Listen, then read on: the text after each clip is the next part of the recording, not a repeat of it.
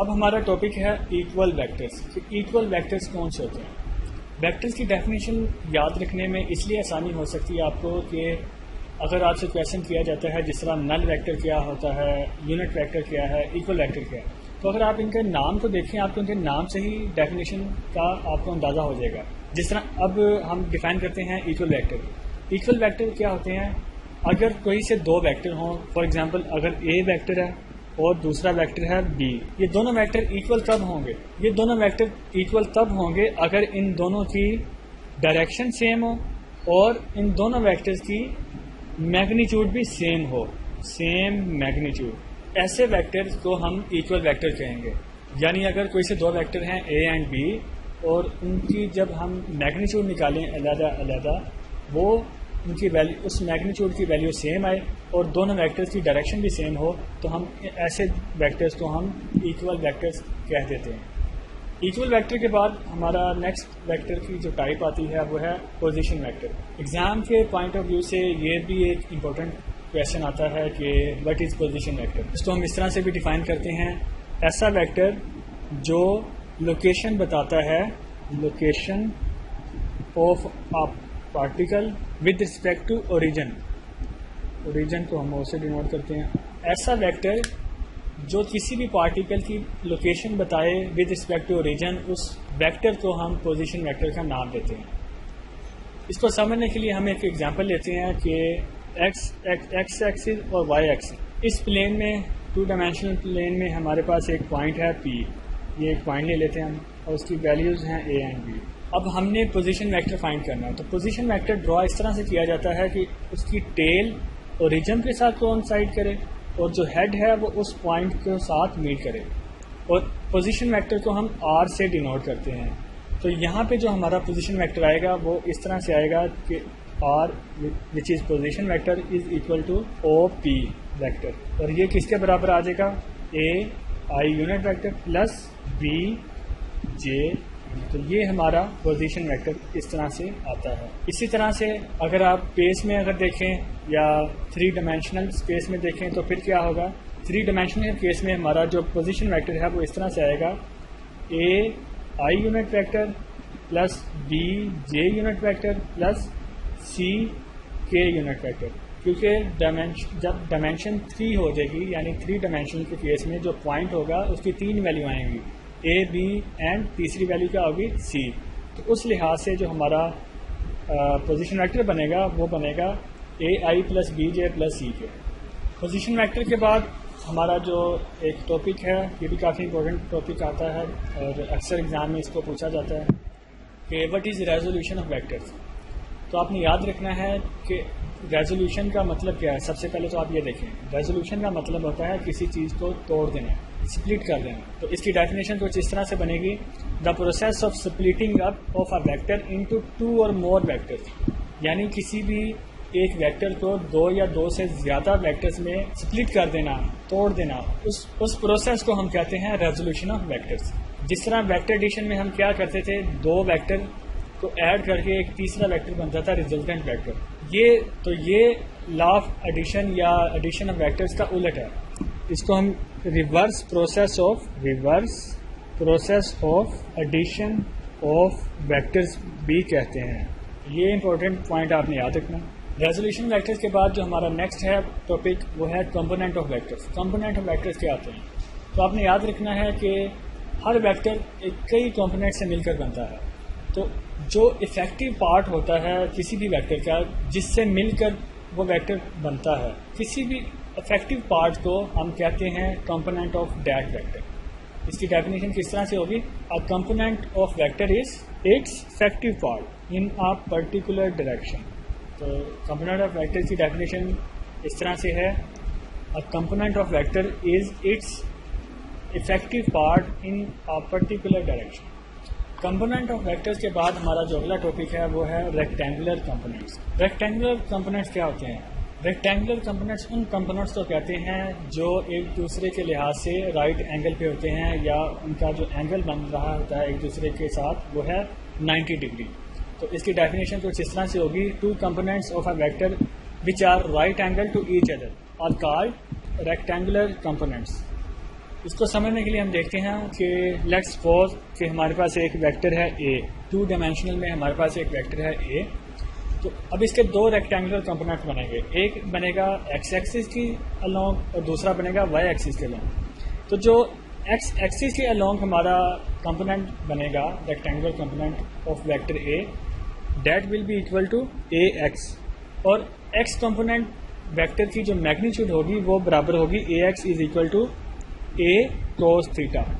ये बात आपने याद रखनी है कि magnitude of X component is equal to A cos theta, और मैग्नीट्यूड ऑफ वाई कंपोनेंट किसके बराबर आएगी, वो आएगी ए साइन थीटा। तो जो अब अगर हम मैग्नीट्यूड ऑफ ए फाइंड करना चाहें तो वो बराबर आएगी एक्स कंपोनेंट का जो एक्स कंपोनेंट का स्क्वायर प्लस वाई कंपोनेंट का स्क्वायर और स्क्वायर रूट। तो आपने जब भी किसी भी वेक्टर की मैग्नीट्यूड फाइंड करनी हो तो आप क्या करेंगे, आप उसके कंपोनेंट्स का स्क्वायर लेंगे, उनको आपस में ऐड करेंगे और उसका स्क्वायर रूट ले लेंगे। तो ये फार्मूला भी है किसी भी वेक्टर के मैग्नीट्यूड फाइंड करने का। और इसमें जो एंगल थीटा है जो डायरेक्शन शो करवाता है ए की, उसका जो फार्मूला है वो इस तरह से आएगा, theta is equal to tan inverse A Y, Y component जो था रेक्टेंगुलर कंपोनेंट वेक्टर ए का, डिवाइडेड बाय ए एक्स। ये दोनों मैग्नीट्यूड हैं, ए वाई की जो मैग्नीट्यूड है डिवाइडेड बाय ए एक्स की जो मैग्नीट्यूड है, उनको आपस में डिवाइड करवा के tan इनवर्स लेंगे, और जो फिर एंगल आएगा थीटा वो हमें बताएगा कि वेक्टर ए की डायरेक्शन क्या थी। तो ये दो फार्मूले आपने याद रखने हैं कि एक तो वेक्टर की मैग्नीट्यूड किस तरह से फाइंड करते हैं, दूसरा उस वेक्टर की डायरेक्शन को किस तरह से फाइंड आउट किया जा सकता है। नेक्स्ट टॉपिक है हमारे पास vector addition by rectangular components, कि अगर हमने वेक्टर्स को ऐड करना है रेक्टेंगुलर कंपोनेंट्स के ज़रिए तो वो हम किस तरह से करेंगे।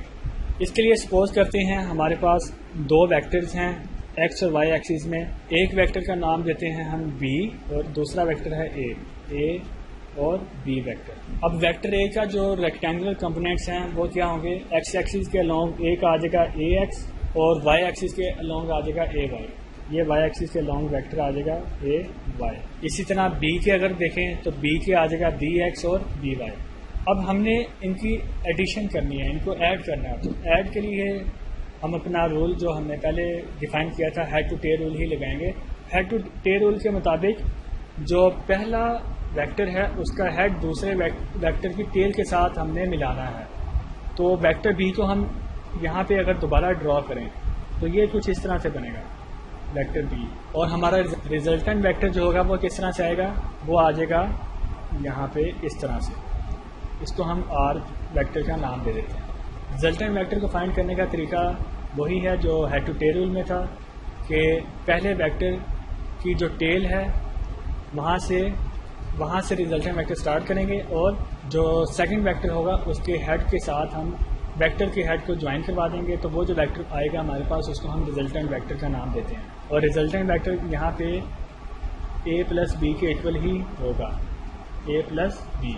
लेकिन चूँकि अब हम ऐड कर रहे हैं रेक्टेंगुलर कंपोनेंट्स को, तो रेक्टेंगुलर कंपोनेंट्स के ज़रिए वेक्टर एडिशन किस तरह से होती है वो हम देखते हैं। जैसा कि हमें पता है कि इस केस में ए के जो रेक्टेंगुलर कंपोनेंट्स आ रहे हैं वो ए एक्स एंड ए वाई हैं। इसी तरह बी के जो रेक्टेंगुलर कंपोनेंट्स हैं वो आ रहे हैं B X and B Y.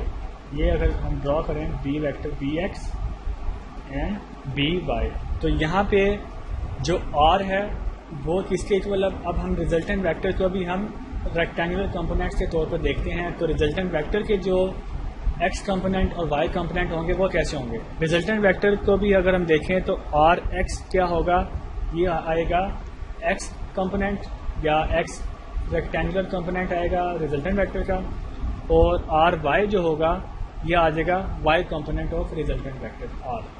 तो अब हम बात करें कि आर एक्स किसके इक्वल होगा, आर एक्स इक्वल होगा X components of A and X component of B, यानी A X plus B X. इसी तरह जो रिजल्टेंट वेक्टर का वाई कंपोनेंट है वो किसके इक्वल आएगा, वो आएगा Y components of A and Y components of B, यानी A Y plus B Y.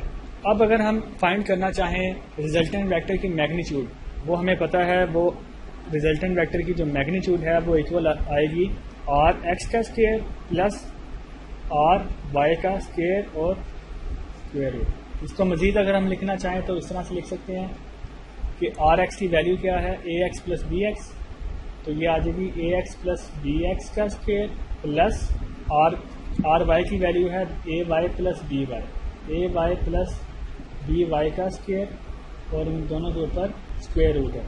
और थीटा जैसा कि हमने पहले डिफाइन किया था, थीटा किसके इक्वल होता है, tan inverse y component of r। y component of r है r y और x कंपोनेंट है r x।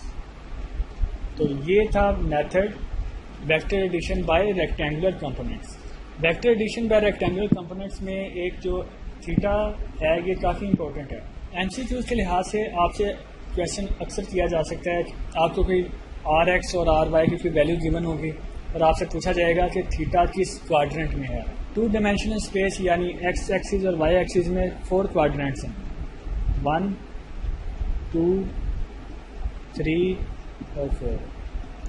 तो आपसे क्वेश्चन ये किया जा सकता है कि आर एक्स की वैल्यू अगर कोई गिवन हो और आर वाई की कोई वैल्यू गिवन हो, तो इन वैल्यूज़ के लिहाज से थीटा किस क्वाड्रेंट में आएगा। अब हम इन केसेस को डिस्कस करते हैं। सबसे पहले आपने याद रखना है पहला केस, अगर आर एक्स की वैल्यू 0 के ग्रेटर है और आर वाई की वैल्यू भी ग्रेटर दैन 0 है, तो जो रिजल्टेंट वेक्टर आर होगा वो किस में आएगा, वो आएगा फर्स्ट क्वाड्रेंट में। सेकंड केस है, अगर आर एक्स की वैल्यू ग्रेटर दैन 0 हो लेकिन आर वाई की वैल्यू लेस दैन 0 हो, तब रिजल्टेंट वेक्टर जो हमारा आर बनेगा वो किस क्वाड्रेंट में आएगा, तो रिजल्टेंट वेक्टर आएगा हमारा फोर्थ क्वाड्रेंट में। इसी तरह अगर केस नंबर 3 है कि आर एक्स लेस दैन 0 हो लेकिन आर वाई ग्रेटर दैन 0 हो, तब जो आर रिजल्टेंट वेक्टर है वो किस क्वाड्रेंट में आएगा, तो वो आएगा सेकंड क्वाड्रेंट में। फोर्थ केस है लास्ट केस, उसमें है कि अगर आर एक्स यानी रिजल्टेंट वेक्टर का जो एक्स कंपोनेंट है वो लेस दैन 0 हो एंड जो आर वाई है वो भी लेस दैन 0 हो, तब जो रिजल्टेंट वेक्टर आर है वो किस क्वाड्रेंट में आएगा, वो आएगा 3 में, थर्ड क्वाड्रेंट में आएगा। तो ये एमसीक्यूज के पॉइंट ऑफ व्यू से आप एक इम्पॉर्टेंट क्वेश्चन बन सकते हैं, तो ये आपने ये चीज़ें याद रखनी है। इसके अलावा अगर आपसे पूछा जाए कि थीटा की वैल्यू क्या होगी, अभी तो हमने सिर्फ ये डिस्कस किया है कि अगर एक्स और वाई कंपोनेंट की डिफरेंट वैल्यूज़ हों तो रिजल्टेंट वेक्टर किस क्वाड्रेंट में आएगा, लेकिन थीटा का क्या इसमें रोल होगा, तो वो भी आपने याद रखना है कि अगर हमारे पास एंगल है फाई, यानी फाई एक एंगल है जो वैल्यू हमें हासिल होगी R Y divided by R X, तो फर्स्ट क्वाड्रेंट के केस में जो थीटा है वो फाई के इक्वल ही होता है। क्यों? क्योंकि आर एक्स और आर वाई दोनों ग्रेटर दैन 0 हैं, तो थीटा की वैल्यू जो भी फाई की वैल्यू बनेगी वो आएगी। सेकंड क्वाड्रेंट के केस में क्योंकि टोटल एंगल बन रहा है 180, तो पॉइंट जो हमारा है वो रिजल्टेंट वेक्टर वो सेकंड क्वाड्रेंट में है, जो रिजल्टेंट वेक्टर है वो सेकंड क्वाड्रेंट में आ रहा है। तो इस पॉइंट से यहाँ तक का जो एंगल है वो है 5, तो 180 में से 5 माइनस कर दें तो वो हमारे पास थीटा आ जाएगा। ये सेकंड क्वाड्रेंट का केस है। इसी तरह से थर्ड क्वाड्रेंट में थीटा की जो वैल्यू बनेगी वो बनेगी 180 प्लस 5, और जो फोर्थ क्वाड्रेंट है इसमें थीटा की वैल्यू बनेगी 360 माइनस 5। तो ये वैल्यूज़ आपने याद रखनी है कि तो ये वैल्यू आपने थीटा की भी याद रखनी है कि अगर रिजल्टेंट वेक्टर सेकंड क्वाड्रेंट में आ जाए या फर्स्ट क्वाड्रेंट में आ जाए तो तब थीटा का फ्रैक्शन किस तरह से होगा।